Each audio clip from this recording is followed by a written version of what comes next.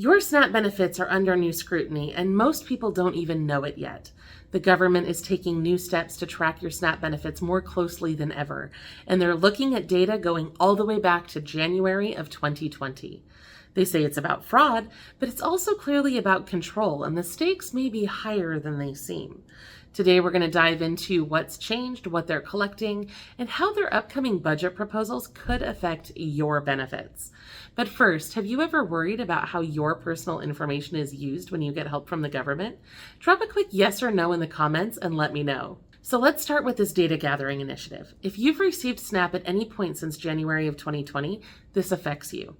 Here's what happened. On May 6th, the USDA announced that it's now requiring every state to hand over detailed records about people who receive SNAP food benefits. And this isn't just about your application or how much you got this month. They want records on who you are, when you applied, how much you received, how you used your EBT card, and more.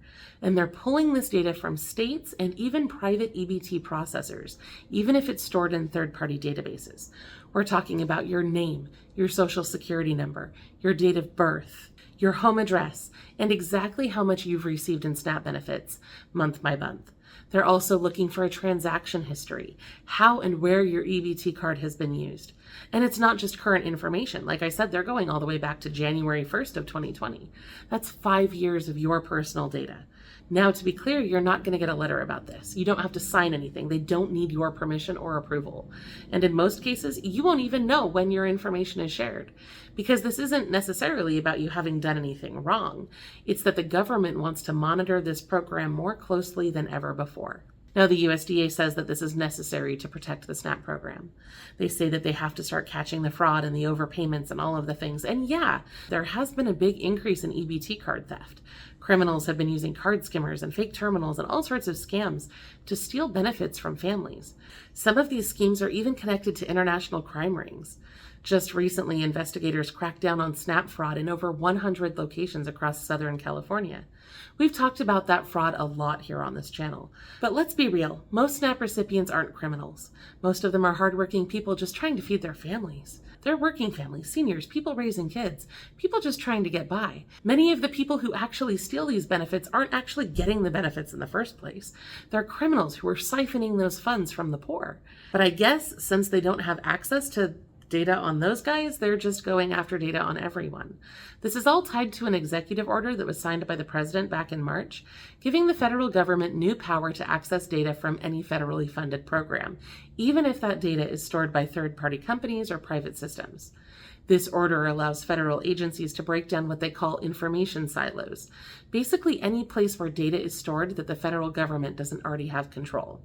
They say that the goal is to reduce waste and improve oversight and so on, but what it really means is that your private information could now be stored in different federal systems with very little transparency and questionable safeguards. There's no clear date on when states have to hand over this data, but the USDA made it very clear that if they don't cooperate, they could face serious consequences.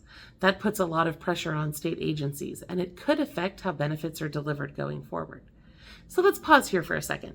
Have you ever felt uneasy about how much the government knows about you when you apply for help? Drop a quick yes or no in the comments because I want to know how you feel about this. And now, while we're on the topic of data collection, here's something else that you should know. If you've been affected by a data breach, you may be eligible for financial compensation, even if it happened years ago. Our sponsor Injury Claims helps you get the money that you deserve when big companies fail to protect you. They're currently looking for people who have been impacted by specific data breaches, and also families whose children were exposed to inappropriate content or contacted by predators on platforms like Roblox or Discord.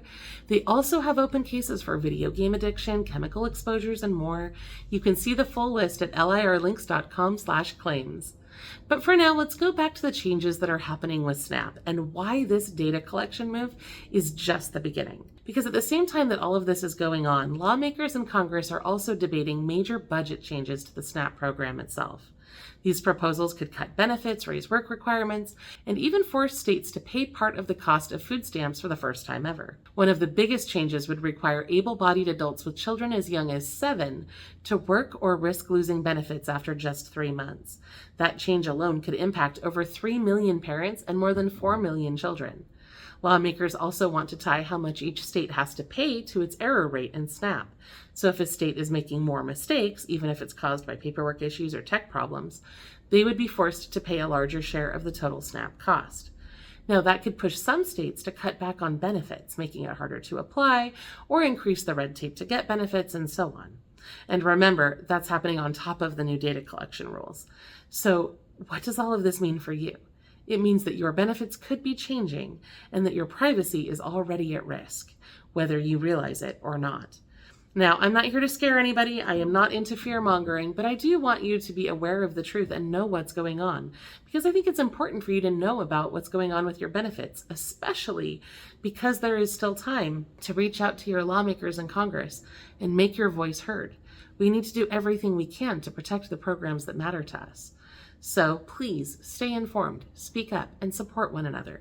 Because when changes like this happen quietly, the people who get hurt the most are usually the ones with the least power. So if you're concerned about these changes, or if you want to make your voice heard, please contact your state's elected officials. And if you want updates like this sent straight to your inbox or help finding local programs, please visit lirlinks.com/freehelp to sign up for our email list. We work hard to bring you real help without all the runaround, so that's a great way to stay in contact and up to date on what we're doing here at Low Income Relief. And in the meantime, be sure to check out our other videos for more ways to save money and get free stuff.